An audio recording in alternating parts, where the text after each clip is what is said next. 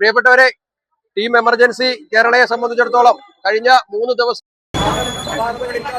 ചെയ്തുകൊണ്ടിരിക്കുന്നത് ഈ കമ്മ്യൂണിറ്റി കിച്ചണിൽ നമ്മുടെ 40ഓളം പ്രവർത്തകർ അതിന്റെ ഭക്ഷണം വിളമ്പാനും പാകം ചെയ്യുന്നതിനും സപ്ലൈ ചെയ്യുന്നതിനുമായിട്ട് അതേസമയം തന്നെ ഇരാറ്റുപേട്ടയുടെ പല മേഖലയിലുള്ള വീടുകൾ ഓൾറെഡി 3-4ഓളം വീടുകൾ ക്ലീൻ ചെയ്തുകൊണ്ടിരിക്കുകയാണ്.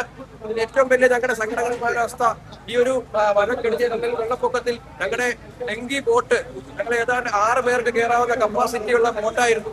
ആ ബോട്ടില് പല സാഹചര്യത്തിലും 15-20 പേരെ കയറ്റി അതിന്റെ ആ കപ്പാസിറ്റിയുടെ പരിധിയിൽ കൊണ്ട് നമുക്കത് നഷ്ടപ്പെടുന്ന അവസ്ഥ വന്നിരിക്കുകയാണ്. ബോട്ടിന്റെ പല ഭാഗങ്ങളും കംപ്ലൈന്റ് വരികയും അതുപോലെ ഓരോ വീടുകളുടെ മുകളിലൂടെ പോയപ്പോൾ അതിന്റെ അടിഭാഗമൊക്കെ തട്ടി അങ്ങനെ നല്ല ഒരു ഡാമേജ് ഞങ്ങളുടെ ബോട്ടിന് വന്നിട്ടുണ്ട്. ആ വിവരം അറിയിക്കുകയാണ്.